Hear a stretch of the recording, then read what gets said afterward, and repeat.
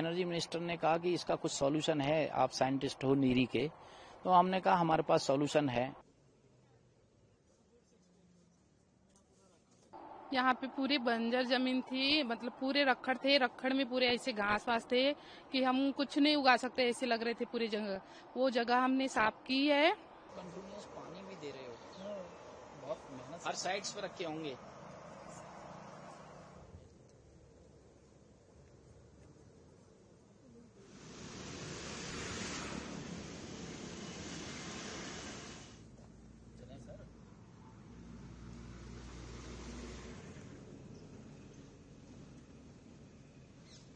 ये 2015 और 16 के बीच में एनर्जी मिनिस्टर ने हमें कॉल किया और बुलाया कि भाई यहाँ डस्ट की बहुत बड़ी समस्या है, क्योंकि इंडस्ट्री डस्ट बहुत जनरेट करती, इंडस्ट्री जो चल रही है उससे डस्ट बहुत है। आसपास के एरिया में बहुत बड़े पॉल्यूशन की बड़ी समस्या है, क्योंकि लोग डस्ट को सहन नहीं कर पा रहे हैं।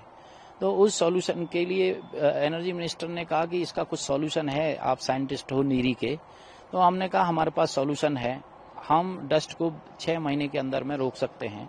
तो सीएसआई नीरी ऑलरेडी इस पे पहले से ही काम कर रही थी, और सीएसआई नीरी ने फ्लाई एश डंप पे इससे पहले काम नहीं किया था, लेकिन हमें पूरी उम्मीद थी कि हम डस्ट को 6 महीने के अंदर रोक देंगे, क्योंकि नीरी की इस तरीके की एक्सपर्टीज ऑलरेडी है। तो सीएसआई नीरी ने एक टेक्नोलॉजी डेवलप करी, इको रिजुविनेशन टेक्नोलॉजी, और इस टेक्नोलॉजी में 5 पैरामीटर्स होते हैं, बड़े सिंपल्स हैं। पहला सिलेक्शन ऑफ स्पीसीज, दूसरा है फिजिकल केमिकल बायोलॉजिकल पैरामीटर्स, तीसरा है ऑर्गेनिक अमेंडमेंट, और फिर बैक्टीरिया और फंजाई। इन सभी पैरामीटर्स को मिला करके इको रिजुविनेशन टेक्नोलॉजी का जन्म होता है।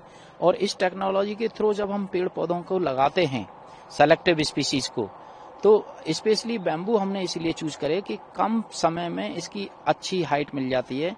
फेवरेबल कंडीशन में बैम्बू 1 मीटर तक की हाइट हमको दे देता है फेवरेबल कंडीशन में। तो हमने बैम्बू की वही सेलेक्टिव स्पीसीज को चूज किया जो फास्ट ग्रोइंग हो, कॉमर्शियल हो, और जिनसे 3 साल के बाद में इकोनॉमिक रिटर्न आने लगे।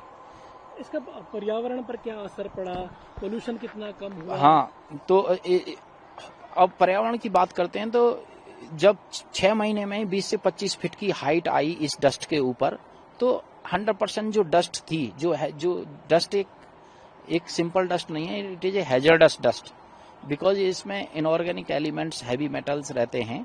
अगर वो गलती से भी इनहेल हो गए आसपास के एरियाज में, तो it can create a big problem, big issue. बहुत सारी बीमारी होती हैं, सिलिकोसिस, ब्रोंकाइटिस, और भी बहुत सारी ऐसी डेली यूज प्रॉब्लम्स हैं लोगों की को जो समस्याएं होती हैं।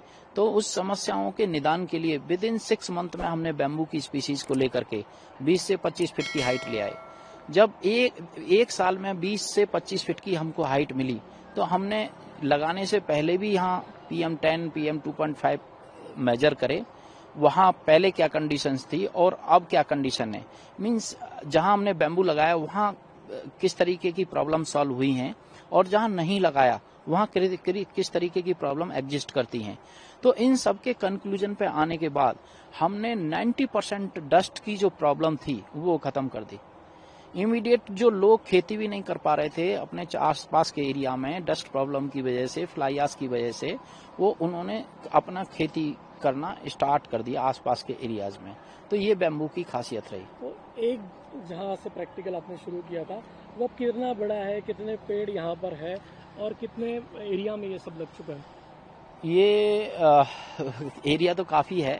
लगभग हम अब तक फ्लाई एश नहीं, मैंगनीज माइन डंप है, फ्लाई एश के भी डंप एरियाज हैं, वेस्ट लैंड है, डिग्रेडेड एरिया है। इस तरीके से टोटल 1500 हेक्टेयर्स एरिया में ये हम बैम्बू के प्लांटेशन कर चुके हैं।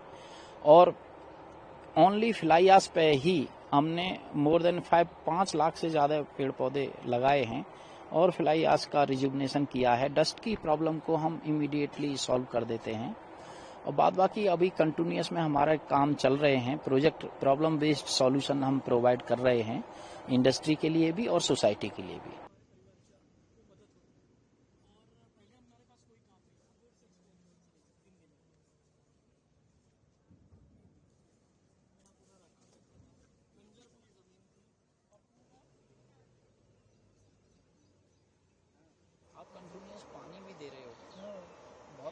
हर साइड्स पर रखे होंगे। यहाँ पे पूरी बंजर जमीन थी, मतलब पूरे रखड़ थे, रखड़ में पूरे ऐसे घास वास थे कि हम कुछ नहीं उगा सकते ऐसे लग रहे थे पूरी जगह। वो जगह हमने साफ की है। साफ करने के बाद गड्ढे खोदे, गड्ढे खोदने के बाद नेरी वाले सर लोगों ने आए, हमको झाड़ लगाने के लिए बताए, बाम्बू के झाड़ लगाओ, यहाँ पे बाम्बू के झाड़ उत्पन्न होंगे ऐसे करके लगाने के लिए बोले। तो जैसे नेरी वाले सर बोले वैसे हमने बाम्बू के झाड़ यहाँ पे लगाए। लगाने के बाद इसको धूपकाली में तो पानी देना पड़ता है, अभी इस समय में पानी देना नहीं पड़ता है। तो साफ सफाई निन्ना और आजू बाजू को साफ सफाई रखना, ऐसे काम करते हैं। अभी हमको 5,000 रुपए मिलती है यहाँ पे काम करने के लिए। आर्थिक परिस्थिति में बदलाव हुआ है? हाँ, ये तो है। अब हमारी आर्थिक परिस्थिति में थोड़ी सी घर में थोड़ी हेल्प हो जाती है, उतनी तो नहीं होती जितनी होनी चाहिए, लेकिन थोड़ी बहुत हेल्प हो जाती है हमारी घर के काम में। हमको भी मतलब कुछ मदद मिल जाती है बच्चों को पढ़ाने के लिए या कुछ करने के लिए। आपका नाम? यहाँ पे स्टार्टिंग में पूरी बंजर जमीन थी सर। यहाँ पे कुछ करने लायक नहीं था, कुछ भी नहीं कर सकते थे। यहाँ पे जब लाल सिंह सर ने लाल सिंह ने यहाँ पे प्रोजेक्ट लाए, बाम्बू वगैरह, डस्ट, मट्टी, ये सब कुछ था यहाँ पे पेड़ पौधे नहीं हो सकते थे, मगर फिर भी महिला लोगों ने हमारे नेरी वाले सर ने यहाँ पे बहुत सपोर्ट किया, इसलिए बाम्बू के ये हो गए, लागवड़ हो गई। तो कितना आपको पैसा मिलता है, किस तरीके से मदद हो रही है? यहाँ पे हमको मंथली 5,000 रुपये महीना मिलता है, उससे हमको मदद हो जाती है।